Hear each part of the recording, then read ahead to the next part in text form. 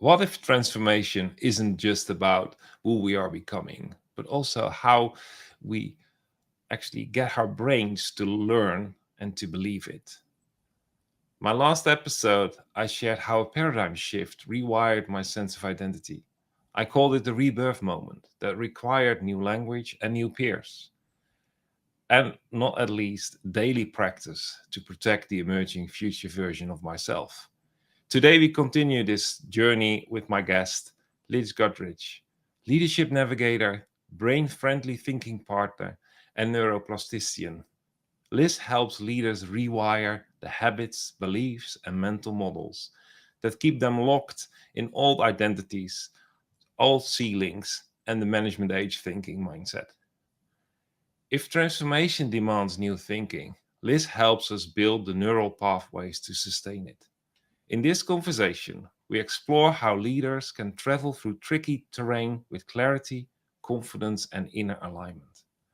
And not at least how peers help us accelerate that process. Liz, welcome to the Alt Journey podcast. Thank you. Glad to be here. Yeah, it is an honor to have this conversation with us after running for a while in the Alt dialogue. And I'm really curious about your perspective about what I shared. So, what stood out in the podcast of last week? So, certainly what stood out was you're talking about this identity change. And what also struck out is the concept that I've been kind of protesting against for a while, but I'm really having to accept because it makes a lot of sense. And I think the age we're living in is to really be practicing metacognition a lot. And my protest is against the term because it sounds so clinical and so serious, but it's basically thinking about thinking. Mm. And it's really helpful to do because if you want to transform, you need to be thinking about how you think about things, not just about thinking about what you're doing. Yeah, absolutely. And although I wasn't conscious about that, I have been involved for decades in the way of thinking when we talk about vision and strategy.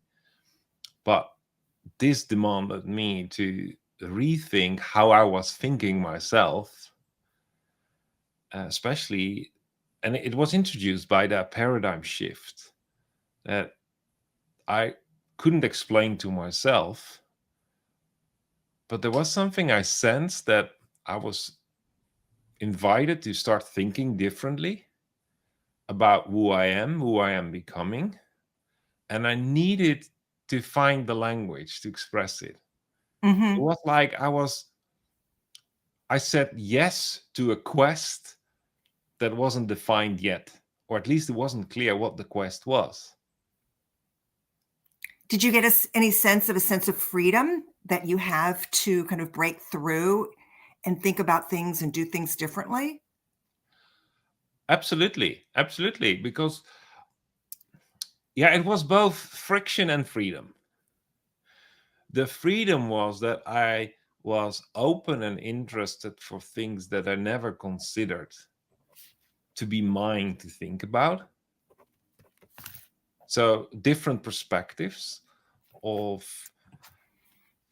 social constructs, geopolitics, topics that were always on the side of the vision and the strategy work, but they were more like these are the circumstances.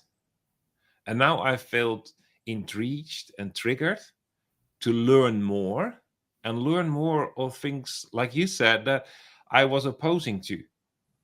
So I had my point of view, and now I wanted to not only know the other one's point of views, but also see it from their point of views. And that was more like a fascinating thing because getting there opened my eyes and I started to see something new. So it was not that, oh, I want to see ABC. No, I just wanted to see, and that opened the world. And that is actually where both the friction and the freedom was, because Mm-hmm. there was this, I would nearly say, competition of perspectives is what I know, that I understand, but always has been leading. Is this the strongest one? Should I give it up? Should I defend it? That's on one hand. And on the other hand, this freedom of, I can learn more. I can probably find an opportunity in it. It's adventurous, it's unknown, but it's already attractive from the start, if that makes sense, because it's Oh, it's sure, really sure. abstract. Yeah. Because I think this idea of having both the freedom and the friction is very normal. And what can be very helpful is to say both of them exist, and sometimes simultaneously, although the one may be pulling a bit stronger than the other at times, but also to think about the ability to reframe. Because if you can look at things in a different point of view, that can be so very powerful. And this idea that you are able to see the freedom and what that freedom is going to provide you. And that can be really, really valuable. So, for example, I've been talking to people lately about how uncertainty can be really terrifying to people. Yet, if you can reframe uncertainty as an opportunity to think about things in a different way and what that might bring to you, that can also give you a sense of freedom and give you some great ideas. Absolutely. Taking something that is given and challenge actually that it is given. So what if this is not happening to me, but if it's happening for me, which is one that we use nowadays a lot. Mm-hmm. But that small shift of lenses is day and night. Yes. And especially if you, for example, a lot of people will have trouble reframing on their own. And so one of the ways that I often talk about it is look at it as a game. What's the different lens I can use, or what's the different angle I can use? How can I think about this differently? And then even if that's tough, think about, okay, how can I look at it from a really positive perspective? Because that brain really likes the positivity, because that gives you a hit of dopamine, which is a reward for thinking about things in different ways. That's an interesting point, because I think there will be a lot of people out there who will immediately think, well, wait a minute, isn't the brain negative because it tries to protect us from fear and danger? But it's really addictive to dopamine, which you can accelerate by the positive.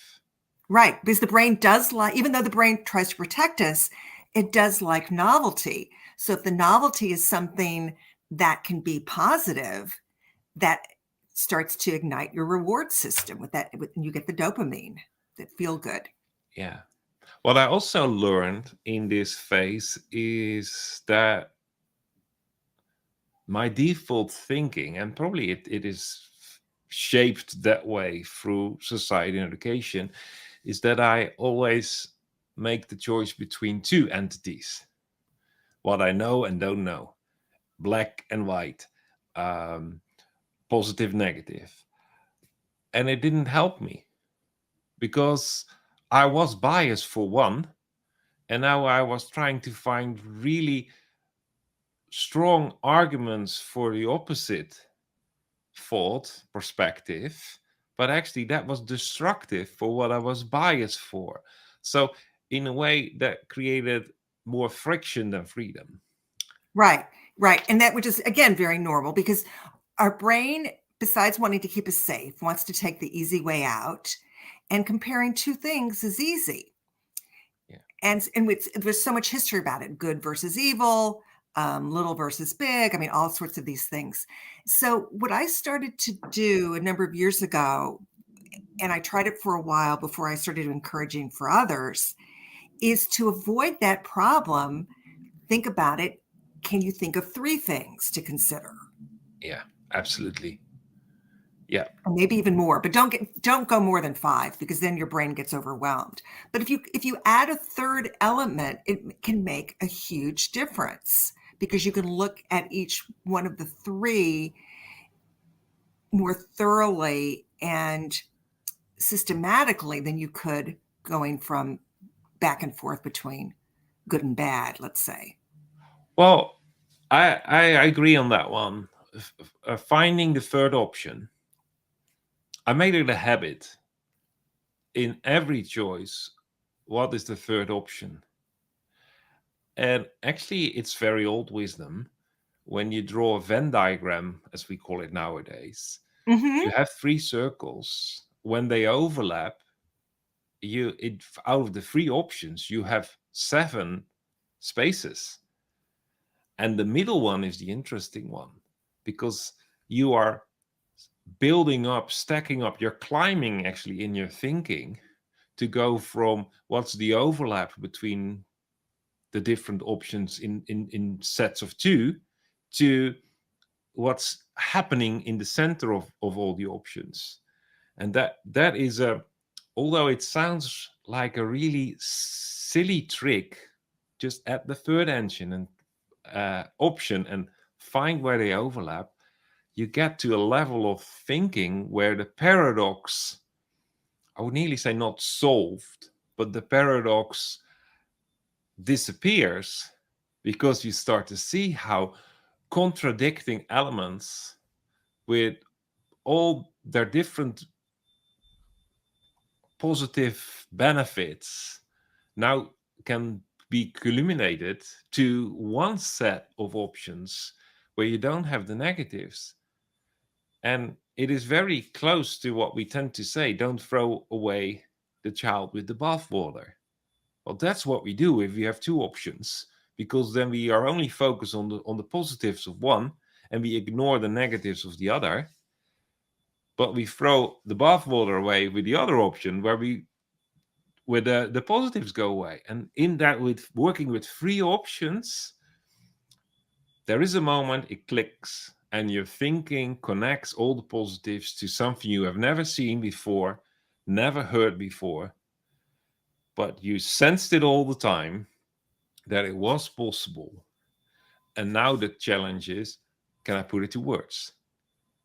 Can I Right. And articulate then it? that click, that is a reward for your brain, because you've been able to look at things a different way and get a better solution. And so that gives you a hit of dopamine too. It's a reward. Absolutely. On the introduction of today's podcast, I mentioned that it's a challenge to figure out who you are becoming, because it can be the opposite of who you understand you are today. And actually, that is because I have a strong belief of who I am. And to be honest, what who I believe I am is more yesterday's version of me. Who I am should be today's version of me.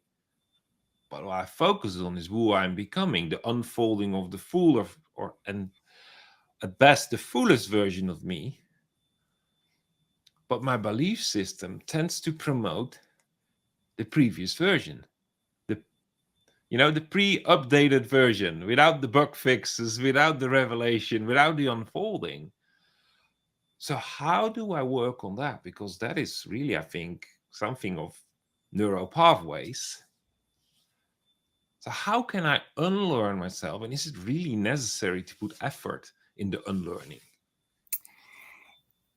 It's again how you frame things. So I think if we as humans go back to nature and think that we are more like nature than we are from the age of engineering, because I think for too long, especially in business, people used metaphors that were building metaphors like foundations and pillars and posts and all these things that are very concrete, literally, Yeah, and I hard to agree. change.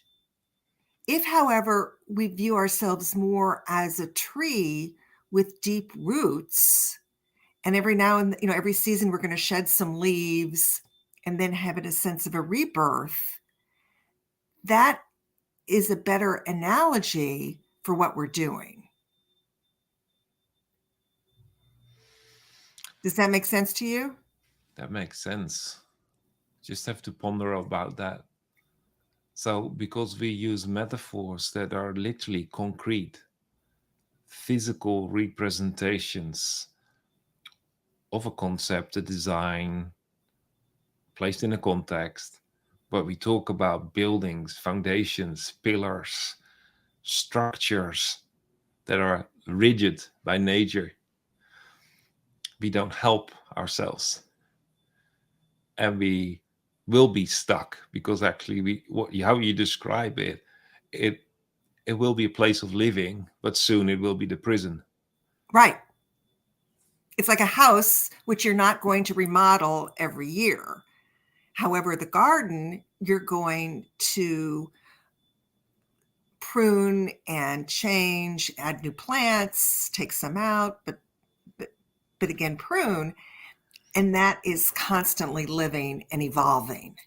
And you're going to take if you take a picture in 1st of December, it's going to look different 1st of March, 1st of July, so that you're still going to see resemblances of what it had been before, yet it's still evolving and changing. I like that perspective, that image of the garden, because although there will be fall and it will turn in winter, it's a different fall and a different winter than it was last time. So there is a pattern in that the seasons come and go, but it's not a repetition. It's always new, it's always evolving. There's always time for sowing, growing, cultivating, and harvesting. Mm-hmm. And it's never the same. So it's never boring. Although we got so much into maintaining the building that we want to make a predictable, repetitive task.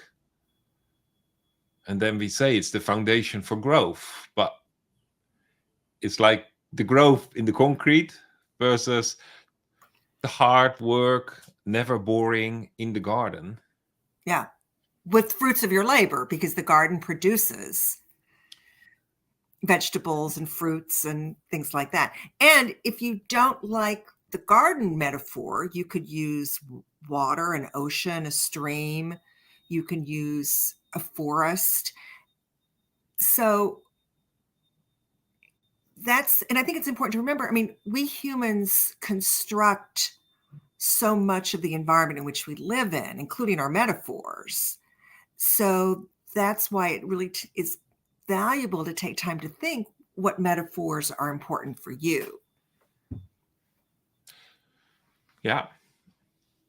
And for our listeners, like, metaphors are actually our mental models, our mental constructs. And if we make our mental constructs so rigid, then it becomes really hard to challenge our own thinking, and grow and learn in our thinking. If we take a more organic example, like ocean, river, flow, you immediately have, there is momentum in it. Even in the garden, there is momentum. It sounds silly. The building only has momentum during an earthquake. So, and momentum, I think, is so important to protect the freedom of thinking, learning, evolving, finding the language. It's like I will nearly say, but that's a construct again. How easy it is and how hard it is at the same time. Yeah. to Yeah. to think of Right. something we didn't engineer. Yes.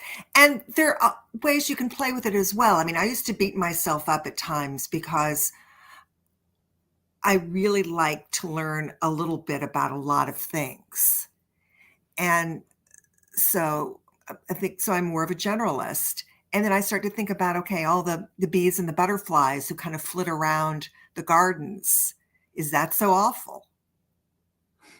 Yeah. And especially in this era now of easy access to so much knowledge, if need be, I can always look something up to get more depth.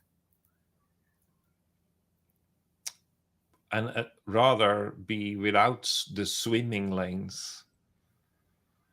Just go create our own lane, organic route, find our own way to climb our mountain. Right. And I think that plays into this, concept you had about the unlearning, is that if you do find yourself thinking more of like you are a butterfly or a bee or something that's moving around much more than going deep, is to just be asking yourself, does this still make sense? Yeah. I mean, I had an example of it this morning. I was thinking, okay, the first of the year is coming up. I generally have a focal word. I've been doing this the past few years, a focal word for the year. What is my focal word going to be? And two words popped into my brain.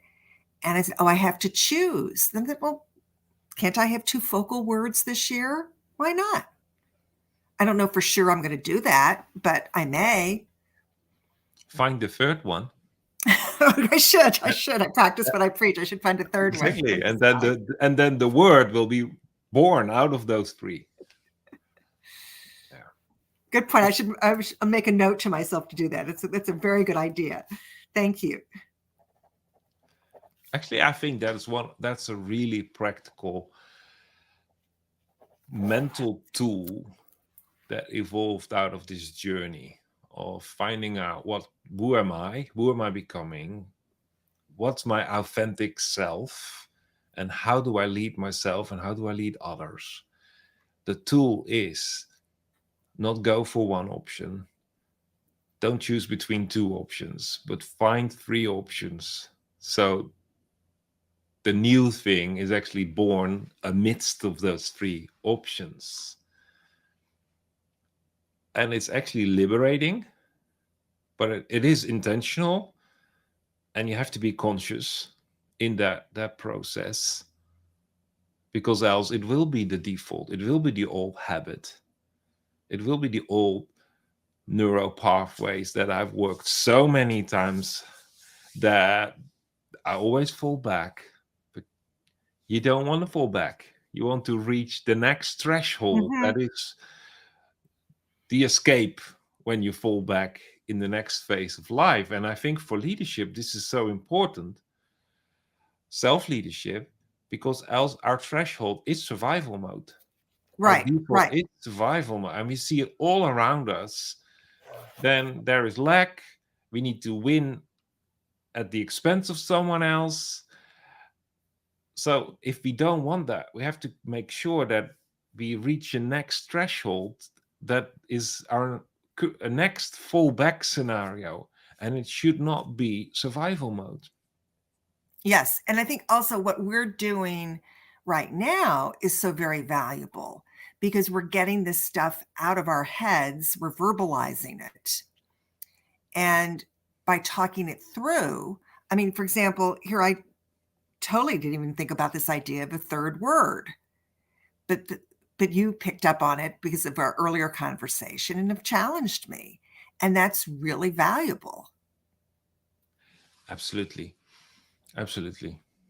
And I The keep thinking about, there's a woman, I think Samara Bay is her name, who talks. She's a great book, Permission to Speak, and her comment is, which I just adore, is like, don't feel that you have to be precise when you speak at times, because you're birthing words, you're birthing concepts, and everybody loves new babies. So this idea that if you frame it that way to yourself, you can get an idea out and then kind of massage it to make it work.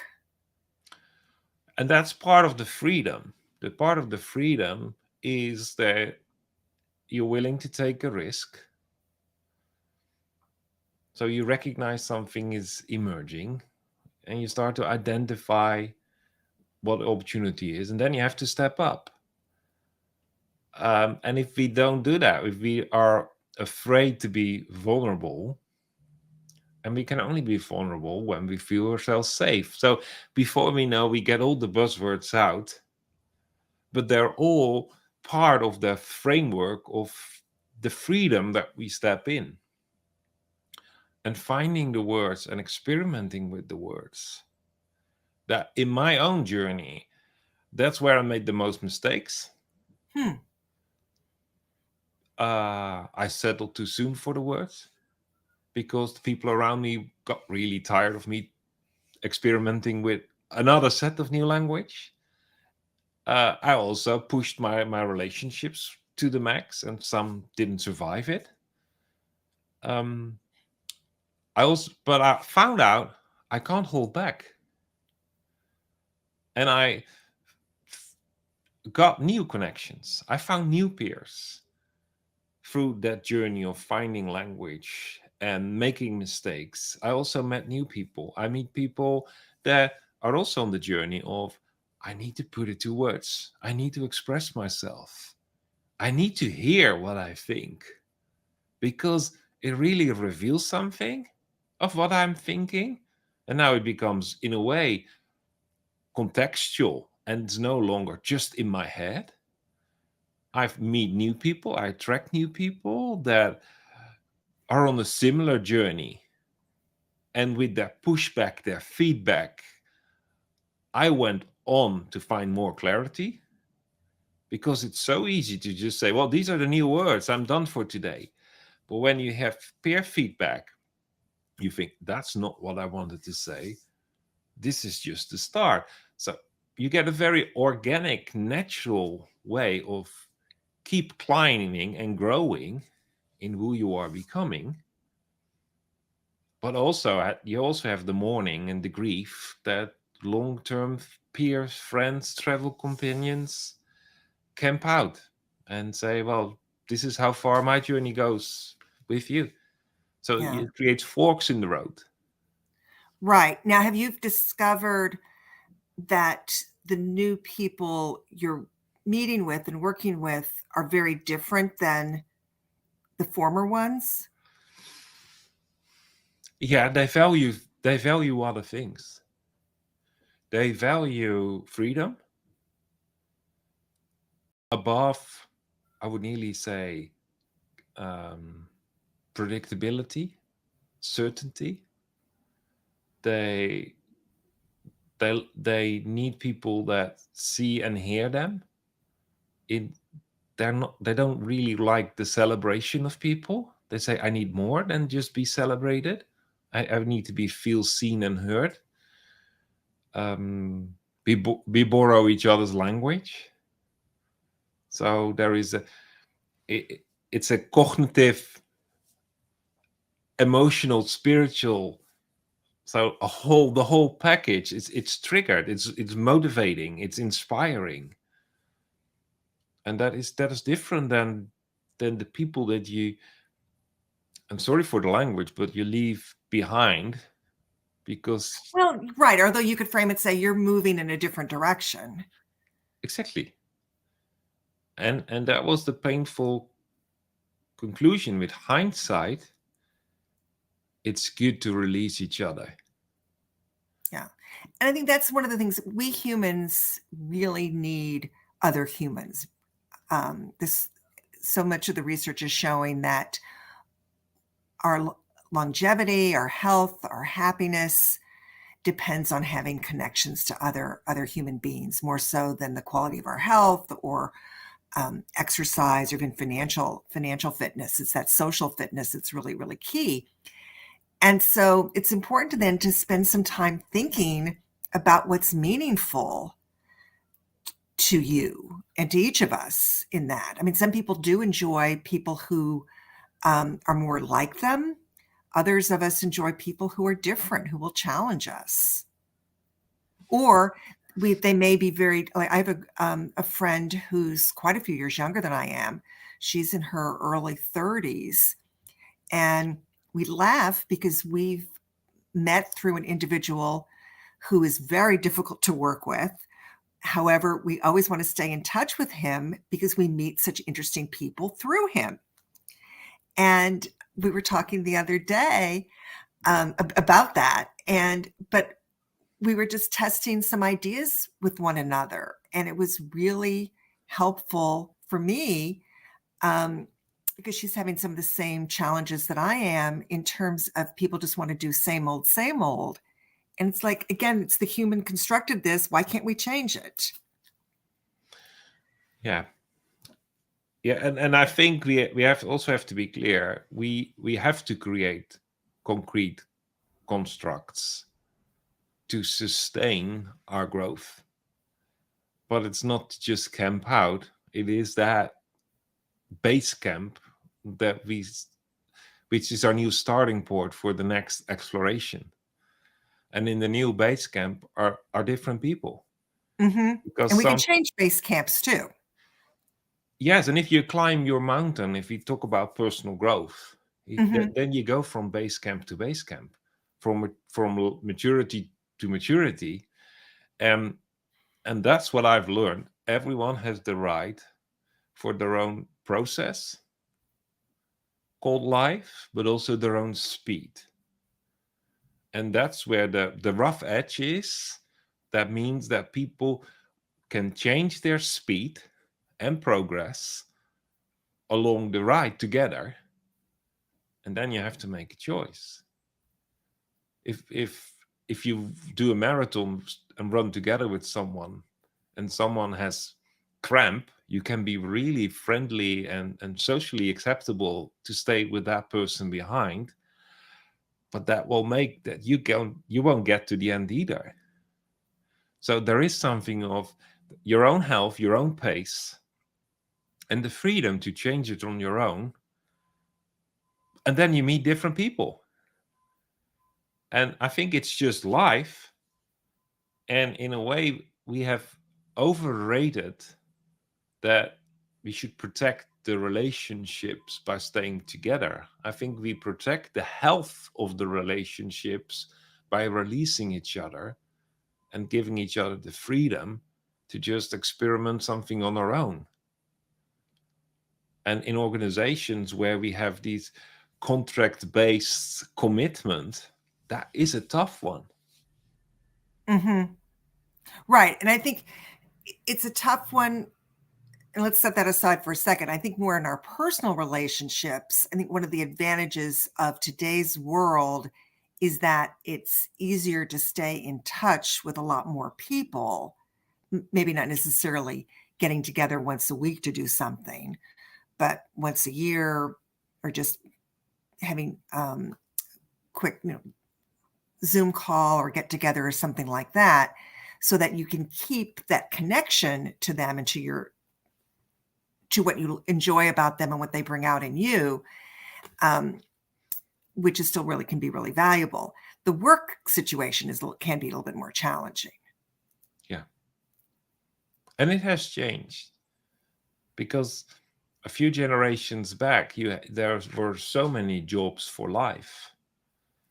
And now we have already known, like, it's good to sometimes just switch jobs. And it is jumping on another train. Right.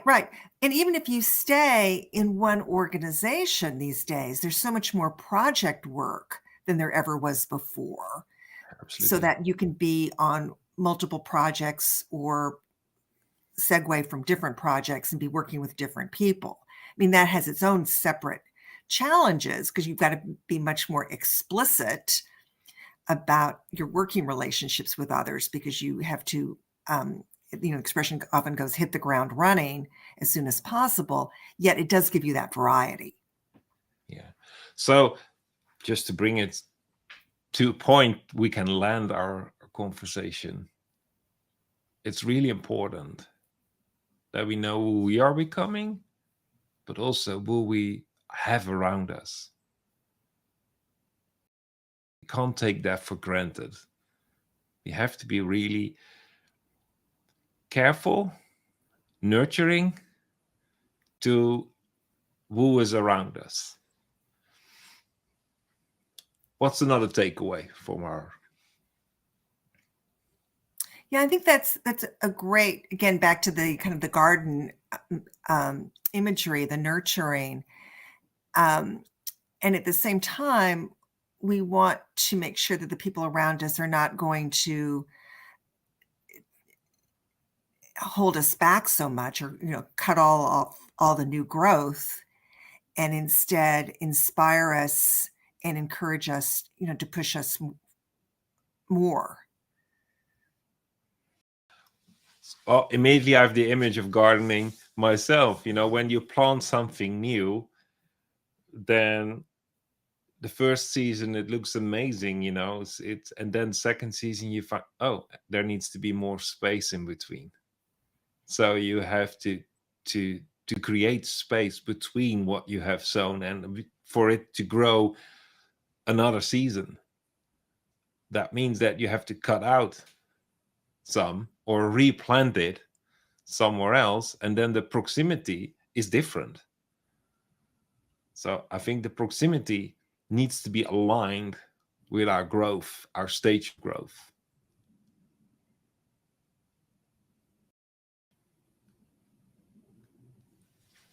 What's another thing?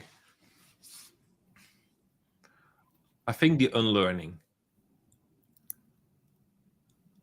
Yeah, and I think the unlearning, I keep coming back to, I don't know how explicit it needs to be, like, I'm going to unlearn that, but instead, I'm going to look at this differently, and this is what I'm going to do instead.